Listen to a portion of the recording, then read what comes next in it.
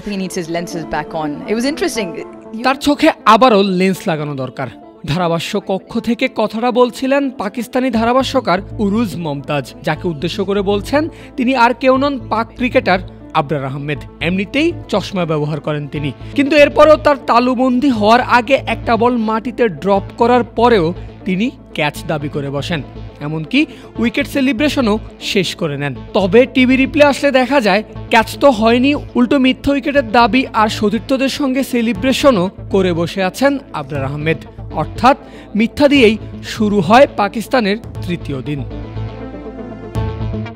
ঘটনা দিনের পঞ্চম ওভারের প্রথম বলের মীর হামজার করা ডেলিভারিটি ছিল লেগ স্টাম্পের একটু উপরে। ফ্লিক করার চেষ্টায় স্কোয়ার লেগে ভাসিয়ে দেন জাকির হাসান। বাম দিক থেকে ঝাঁপিয়ে অল্পের জন্য নাগাল পাননি আবরার আহমেদ। এরই মধ্যে তারা নিশ্চিত আউটের সেলিব্রেশনও শেষ করে নেয়। তবে মাঠের দুই আম্পায়ারের সংশয় তখনও কাটেনি। তারা টিভি রিপ্লে ডাক দেন এবং রিপ্লে দেখে নট আউটের সিদ্ধান্ত জানান টিভি আম্পায়ার। 250-টিরও বেশি ডিজাইন অপশন নিয়ে ওয়ালটন স্মার্ট ফ্রিজ, বোঝে আপনার প্রয়োজন। তবে ওই ওভারেই নিশ্চিত একটা জীবন পান জাকির হাসান, আর সেটা পান পুরোপুরি পাক ক্যাপ্টেন শান মাসুদের ভুলে। হামজার পঞ্চম বল অনসাইডে খেলার চেষ্টা করলেও ব্যাটে লাগাতে পারেননি টাইগার ব্যাটার।